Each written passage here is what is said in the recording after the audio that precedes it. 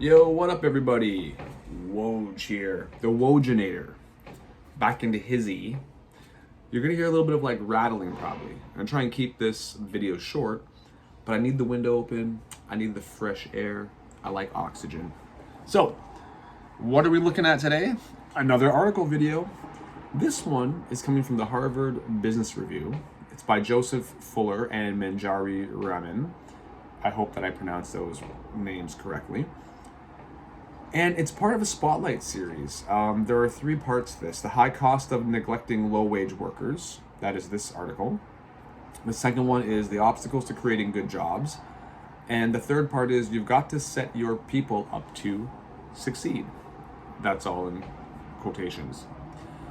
I'm going to be focusing on the first one right now. The high cost of neglecting low-wage workers. Because a lot of the discussion on this channel and a lot of the comments I see are in response to me, having always been a low-wage worker, how I didn't get into engineering, how I didn't get into like medicine, and all the guaranteed paths to wealth. It's true.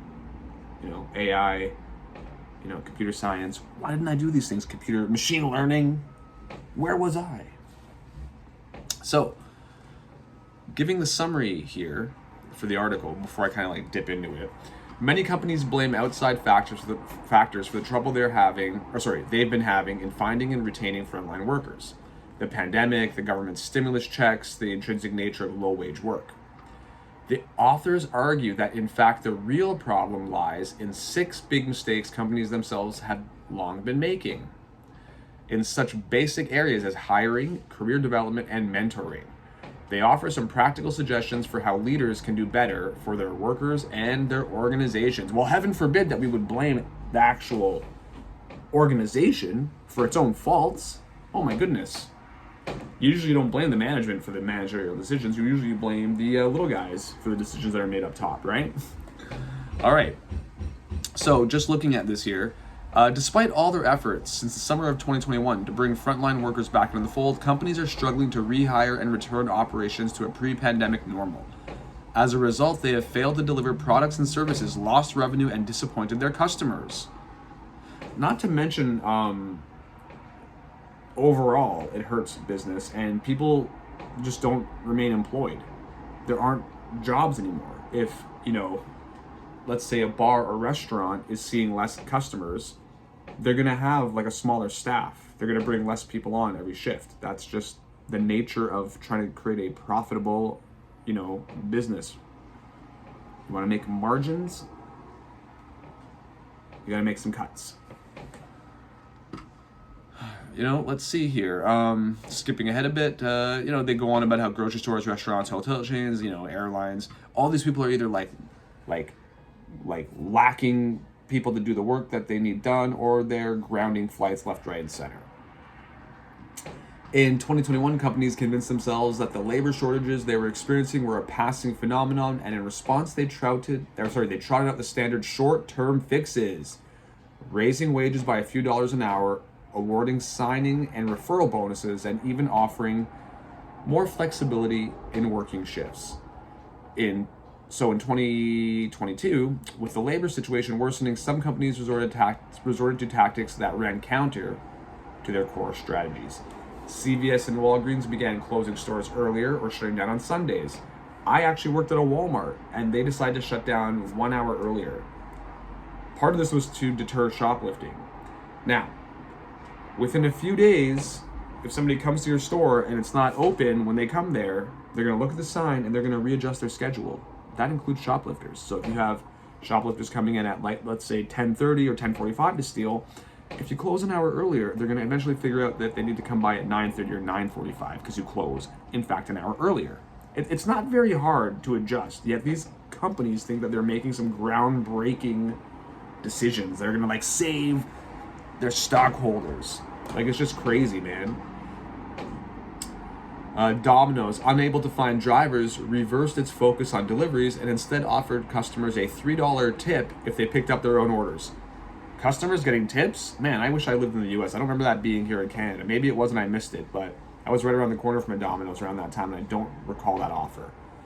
Others took extraordinary measures to fill frontline jobs, When it didn't have enough baggage handlers, Qantas begged senior executives to volunteer to sort, scan, and transport baggage for 3 months. Wow, that's pretty crazy, man. Companies blamed everyone but themselves for labor shortages. The pandemic was a once-in-a-lifetime shock to the system that had provoked the scarcity. Was it once in a lifetime, though? It may end up being that way, but who knows? We don't really know that for sure. I think it's kind of like getting ahead of ourselves to say that. The government had exacerbated the problem by issuing stimulus checks. Really? Some people needed them and had no other choice. Some people probably took advantage of it. High rates of churn were a fact of life in the world of low-wage work. Churn is always a part of low-wage work because people don't make enough to succeed. They're just constantly looking for better ops.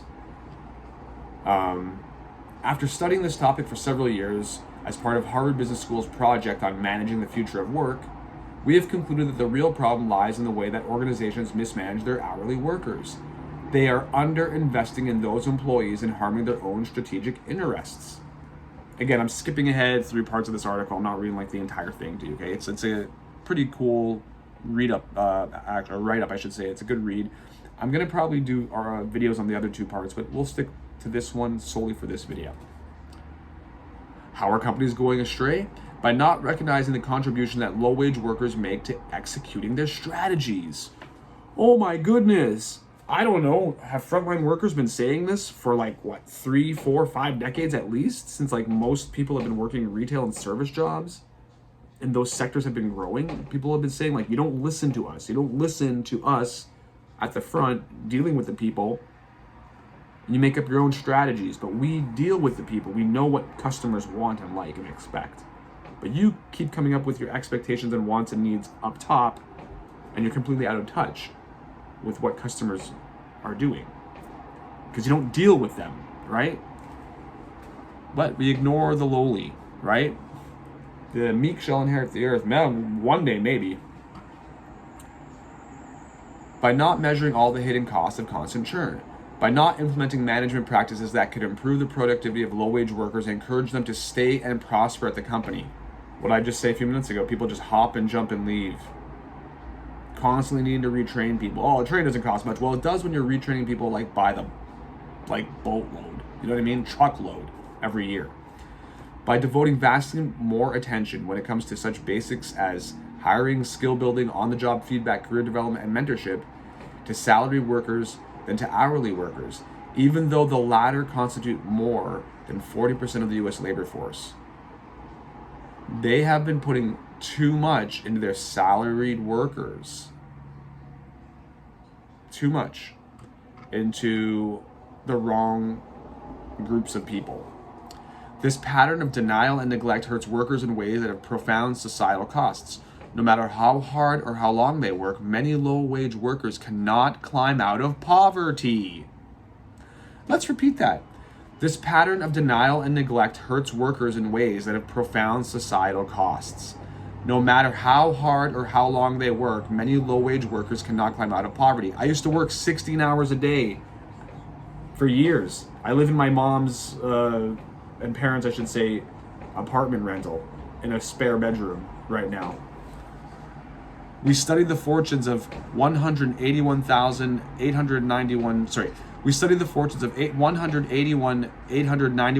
workers who started low-wage jobs in 2012, and we found that 5 years later, 60% of them remain stuck in such positions. 2012, that was when I was a new father, when I had gone banco. I'd lost everything a couple years earlier. I had a child who was a couple years old. I was working around the clock, low-wage jobs, 16 hours a day. I was one of those people. And it's even worse in Canada. The taxation rates are higher and you get paid less. So can you imagine? People who had managed to escape those jobs had most often done so by quitting industries such as hospitality, food services, and retail, which are classic low-wage traps. Across industries, women were overrepresented in low-wage jobs and most likely to stay impoverished. Now, in my situation, I was encouraged to take these types of jobs because we didn't have credit. We had lost everything. My wife also had lost everything. One thing I hadn't talked about, but at that time, she had lost everything as well. She also filed for bankruptcy. So a dual bankruptcy, trying to raise kids. We had to take whatever jobs we could take. So I had to take the retail jobs while I looked for better jobs, right? In Canada, a lot of the job sector seems to be about who you know. Not all of it, but a lot of it. And I'm a first generation. My father is an immigrant here. My mother, her father was an immigrant, and she grew up in a small town with like a population of like a few thousand, if you're lucky, even to this day, I think. It's like, what chance does a guy like me have in this country? When I called the government a while back, like 15 years ago, and like said I'm in trouble, I've lost everything, like what do I do, blah, blah, they actually said, go ask your parents for help.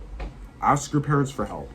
Because that's what normal people who have families that have been here for like a couple decades are able to usually do. Not everyone, but many people are able to turn around and be like, hey mom, hey dad, where's my like, you know, get a jail free card? Like, aren't you gonna help me? Like, not every parent can help. Not everybody can ask their parents for help. But many people with more established realities can. Now, the reason why it says across industries, women were overrepresented in low-wage jobs and most likely to stay impoverished is because typically, especially 10, 20 years ago, 30 years ago, women were more relegated to those types of jobs. Now you have a lot more professional women in this day and age. The pattern also inflicts all sorts of direct and indirect costs on companies, including lower retention and higher absenteeism, more overtime, a reliance on staffing agencies to provide temporary workers, constant recruitment and training of new employees, a lowering of morale, a loss of institutional and process knowledge, a decline in customer goodwill, a damaged reputation among job seekers, stagnant or lower rates of productivity, and less revenue. All these things, by the way, I would mention to my employers when discussing like why me leaving might be a problem. I literally mentioned like all these things. Again, I may be bald, I may be unemployed, I may be broke, I may be divorced, I may have tattoos, but I'm not a moron. I'm not that stupid. I am actually educated, even though my education seems useless for anything other than making YouTube videos, which I appreciate you watching, by the way. Hit like, subscribe, all that jazz. Companies must do better. It turns out that if low-wage workers are managed well and given the appropriate career guidance and mentorship to develop, they usually want to stay and grow with the organizations that employ them. Yeah, like who wants to keep like job hopping? Now I have nothing and I have to find something somewhere. Do you know how annoying it is to have to go and interview, start from the bottom? Like, people don't want to continuously start over. It's degrading. And when they do that, not only do most of them thrive personally and professionally, but the companies they work for benefit substantially.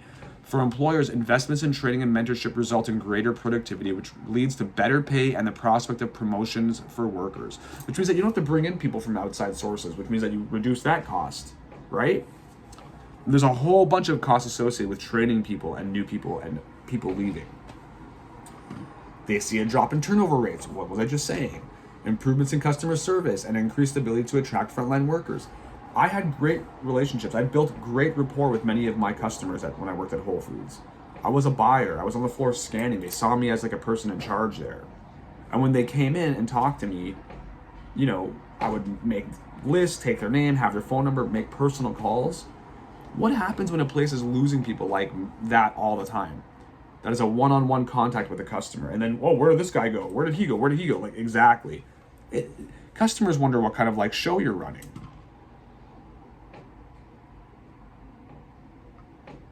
And promoting internally helps companies meet their diversity goals because a low-wage labor pool is disproportionately drawn from underrepresented populations.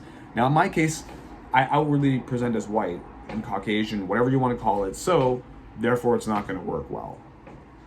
But I actually am mixed race and come from like an Asian and sort of like European, sort of like Middle Eastern background.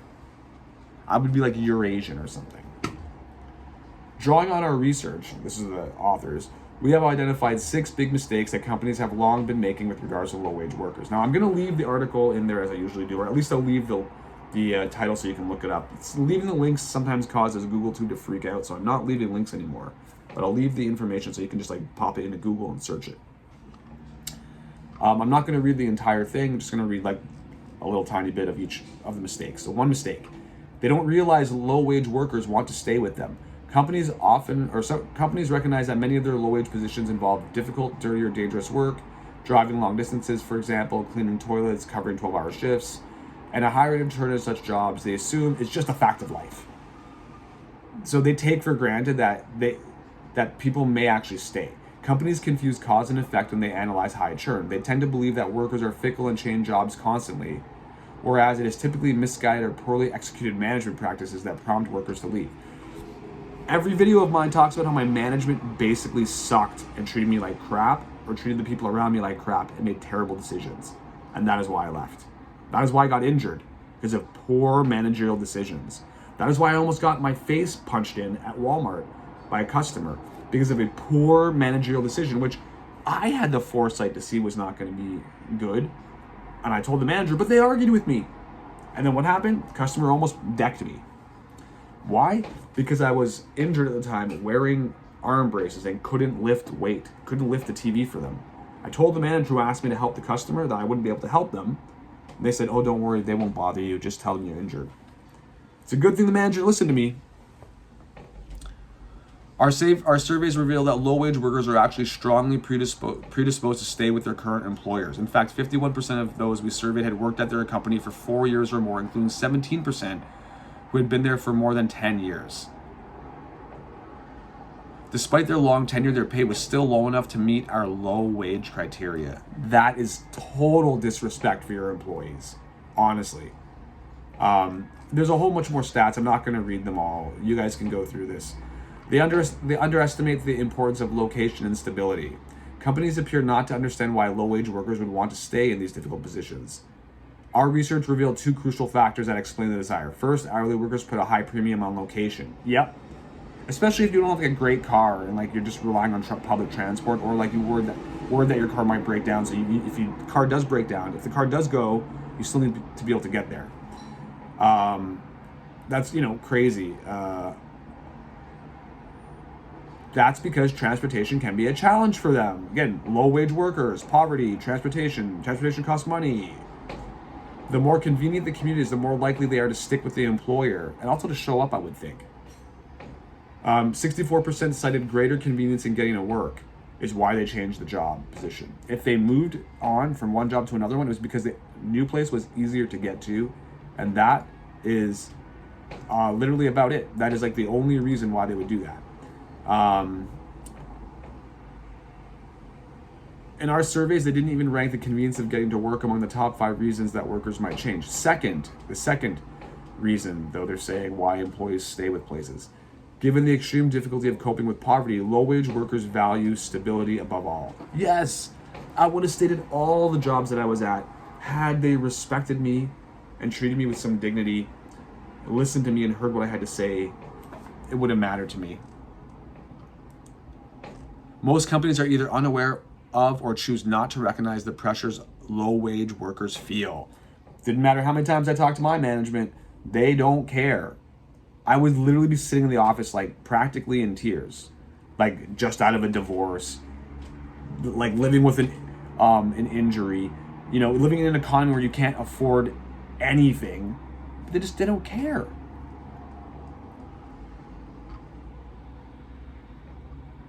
Workers who live in households earning less than $40,000 a year, sometimes even less than $20,000, are often on the verge of homelessness, food insecurity, and insolvency. Employees who are oblivious to their personal circumstances are unable to see what really matters to them: stability and security. I would mention these things again to like the Walmart guys all the time. I worked at Walmart more than once. Mention them to the Whole Foods people. They don't care. But honestly, nobody cares. This is why all my videos I always say like nobody cares, because nobody cares. At least in my experience. Maybe it's just because I'm white and I have a wiener. Maybe being a white male was the problem. But I know that nobody cares for a lot of people. They underestimate workers' goodwill. We found that even though low-wage workers often perform the most thankless tasks within our organization, they nonetheless hold surprisingly positive views of their employers. This surprisingly large reservoir of goodwill represents an enormous and invaluable asset that companies ignore to their own detriment. Yeah, I used to work max overtime at the call center. And then what happened? They chose to fire me. They elected to fire me when I wouldn't beg for forgiveness because I told the customer to stop talking to me badly. I stopped talking to my coworkers badly. That was what got me fired. During the height of COVID, when people were insane and being brutal and mean and rude on the phone, I told someone to talk to me with some respect. Didn't swear at them, didn't yell, just told them, please, don't talk to me like I'm a piece of garbage, basically. And my boss's boss, actually, the owner of the company, had a problem with this and asked me to like not do this anymore, and I had to apologize. And I said, I'm not apologizing to you. Apologizing to you, I didn't do anything to you. I was a customer, and I can't apologize to them, obviously. Like, it made no sense. They leave workers to initiate career discussions. Our surveys reveal that employers rarely make any systematic effort to help hourly workers progress to the next level. When asked who was responsible for the upward mobility of low-wage employees, 53% of employers pointed to the employees themselves. In other words, your manager doesn't care about you. Big surprise. When I initially got hired there, the HR person and I were on the same page. She knew that I was like, educated and like had done this kind of stuff before, keenly eager to move into like a key holder position. That was what she actually told me, that she's looking for a new key holder and assistant manager. Within days of getting in there, she had assigned some other person to do it. They just used it as like a fishing lure to get me in. And when I talked to the manager that had like actually, but was my supervisor at the time, she didn't even look at my resume. She had no idea what my history was with grocery and stuff like that. She thought I was brand new. I'd worked at Walmart prior to that. I'd worked at a previous Walmart, but she didn't even know that.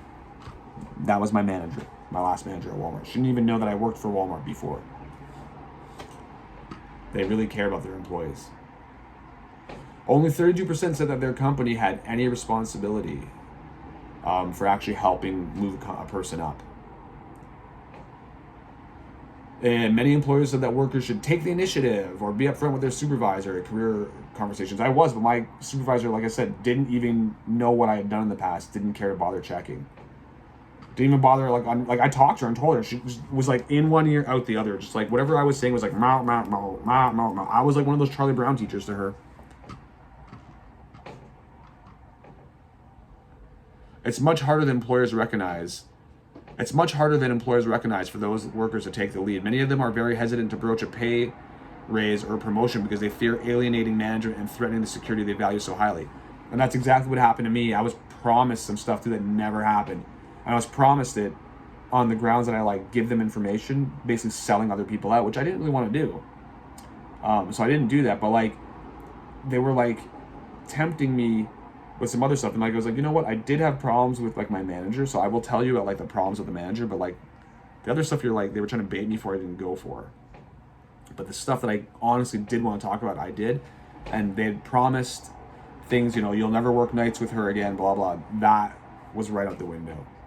They were going to put me right back on the nights as soon as my 6-month whatever temporary daytime role was over.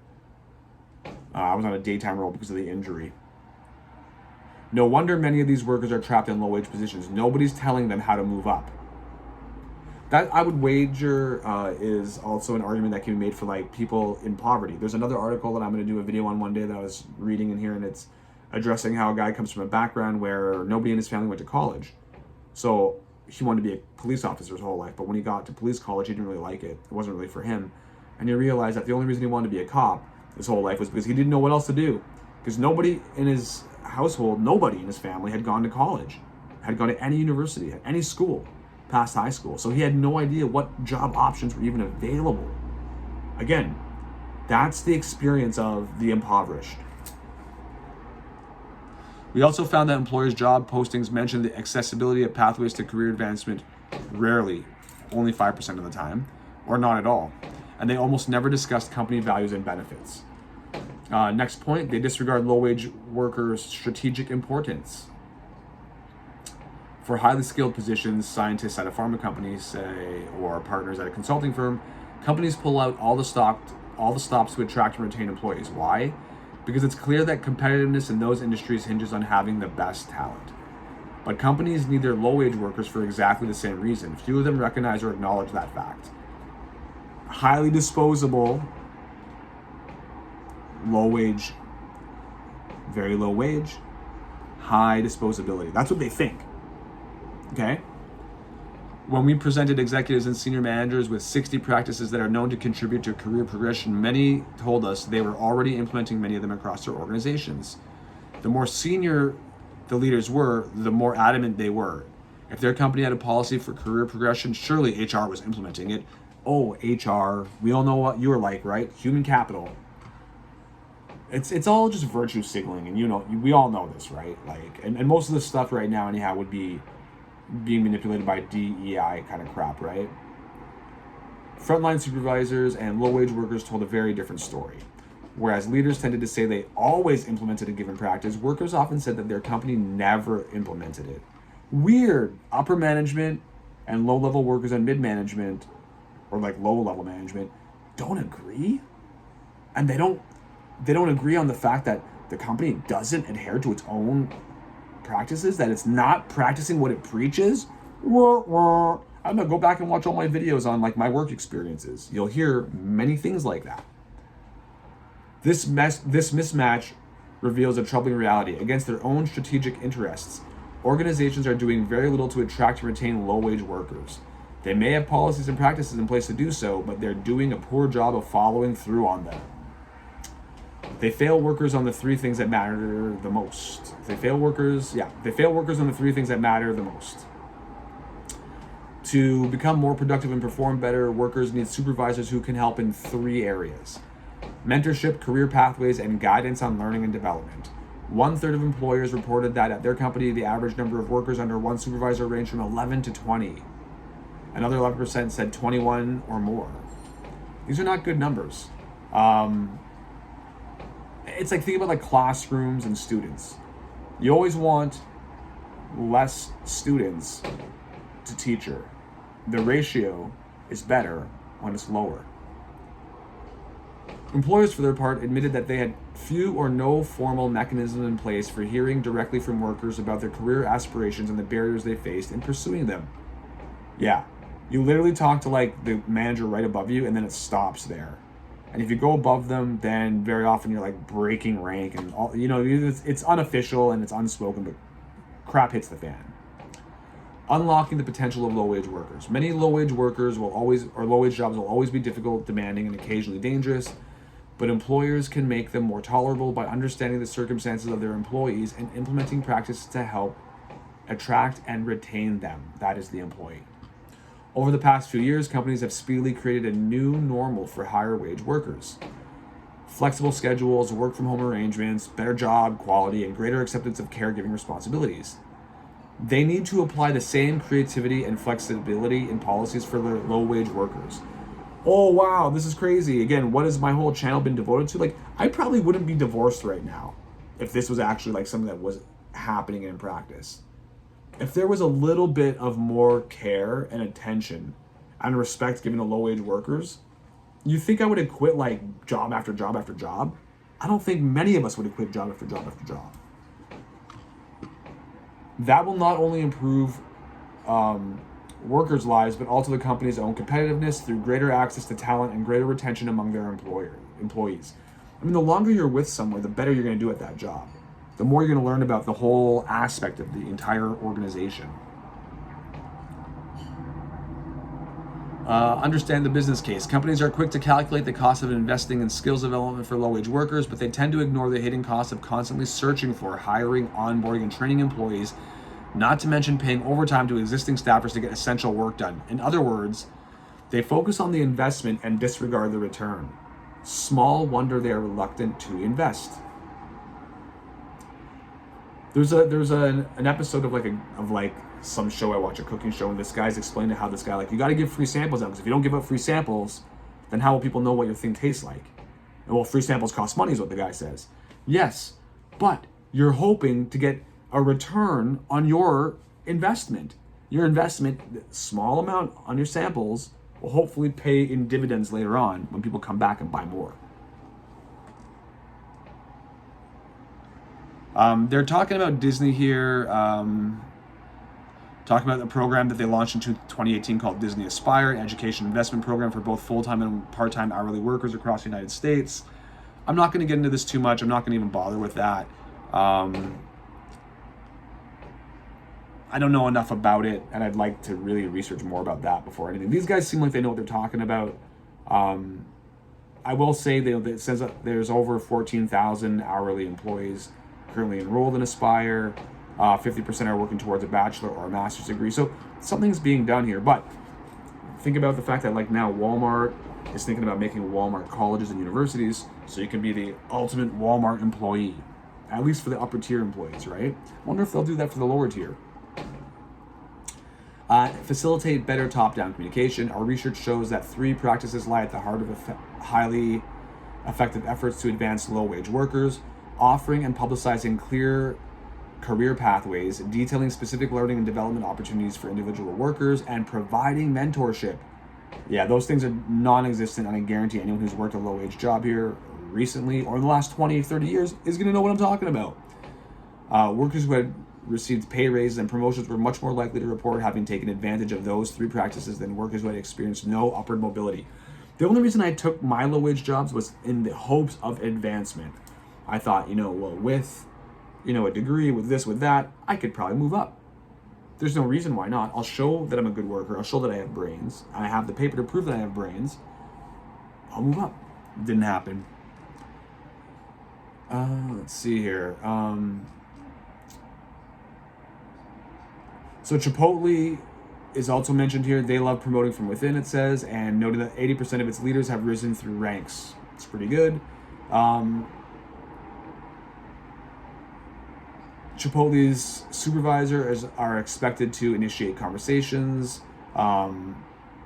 Basically, it sounds like Chipotle tries to empower their employees more than the average fast food restaurant. And we all know fast food, one of the low-wage fields, mega fields. It's like one of the low-wage areas. Like that's probably the most full of workers. Probably one of the largest low-wage career fields, really, career options. At least there's some people trying to do better. But I mean, that's what, one company, okay? Get to know the barriers. Christian Guerrera always took pride in how his company treated its shop floor employees. Guerrera is the vice president and general manager of operations at Avanzar Interior Technologies, a Toyota supplier in San Antonio. But one day Guerrera came to work early and found an employee sleeping in a car in the factory's parking lot. So that moment for Guerrera was pivotal. He was ashamed to realize that he didn't understand his workforce nearly as well as he had thought. That person was forced to sleep there because they couldn't afford a place. They had a spotless attendance record, but had been homeless for months. So, I mean, it happens. Good people, you don't have to be on drugs or a bad person. It's crazy. They offer other suggestions like collaborating with other companies. It's not possible to promote all your workers up through the organization, but companies can improve retention by offering career pathways outside the enterprise. So there's, some other options here being offered. They use Butterball Farms, a producer of culinary butter and margarine products. Recognize that most low-wage workers have no financial cushion and few resources to use in a crisis, and that as a small company, Butterball has only a limited ability to help them on its own. Mark Peters, the CEO, has created a consortium of 25 companies called The Source. The goal, Peters told us, is to connect frontline workers with various state, local, and philanthropic services that will help them stay in their jobs and rise up the ladder. One of my biggest problems is that I'm suffering because I don't have a car, I don't have car insurance, I can't get around from places to get a job. In Canada, at least, most areas where I live, public transportation is available, but it kind of sucks. You'll get stranded in some places depending on what time your shift ends. So what do people like me do? I guess just walk, right? Just walk. Half the year it's like a blizzard snowstorm here, but just walk, right? -30, just walk. That's why they have things like this there, but I don't know. So far I haven't discovered anything like that around here.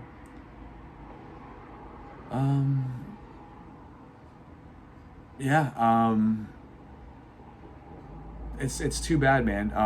Organizations must understand their workers better and appreciate what an important resource they are. Many companies already have a well-developed playbook for attracting and retaining high-level talent. High level. It's time they extended that approach to boost the prospects of the people at the bottom of the organizational pyramid, the vital foundation on which everything else rests. Think of a pyramid. I've used the pyramid structure in many other things, many other talks about organizations. The bottom, which is the biggest portion of, people, the biggest pool, it's usually the people with the least. Just like society. And we don't recognize or care about them in the working world. We don't recognize or care about them in society. And that's why we have the impoverished everywhere. That's why we have tent cities, Trudeau towns all over Canada. Tent cities in the States popping up under probably like every overpass in a decently warm state that there is. And yeah, everybody, peace out. Very long video, a couple really long ones lately. Just depends on what the articles, what the write-ups demand. Hit like, hit subscribe, pass the videos along, and I don't know, have a good day, be nice to somebody else, be good to yourself. Don't be cruel.